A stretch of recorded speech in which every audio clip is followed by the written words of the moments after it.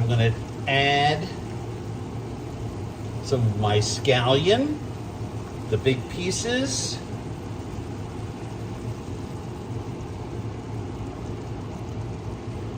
And the egg.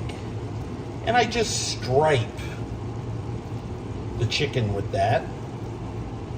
And we let that cook. And we season with just a little bit of salt so that everything stays sort of in balance. Now, one of the things that some people wonder about is, do I use the traditional Japanese drop lid method where you cover it and steam the egg from the top and cook it from the bottom? It depends on how much liquid evaporation that you have on your broth. I like to do it without a lid on top, except for the last 15-20 seconds, because I want the liquid, that seasoning mixture of mirin and soy and dashi and sake, to reduce further as the egg cooks. And the steam that I'll use at the end of the last 15 seconds will just cook the tops there and wilt the scallions.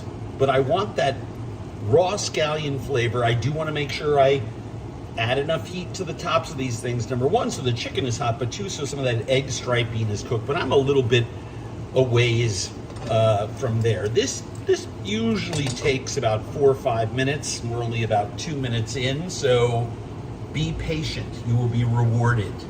Our eggs are almost cooked all the way through. The sauce is nicely reduced. We're not burning anything. The whole thing moves and jiggles. So at this point, I put my lid on for about 30, 45 seconds, 60 seconds tops, just to make sure that the heat builds up in there enough to just make my raw egg on top of there food safe and to cook the tops of those eggs. Now, a word about the tops of those eggs.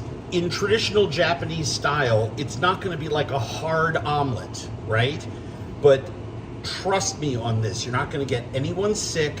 The egg has mixed with that soy and dashi reduction, so it's not going to look like scrambled eggs.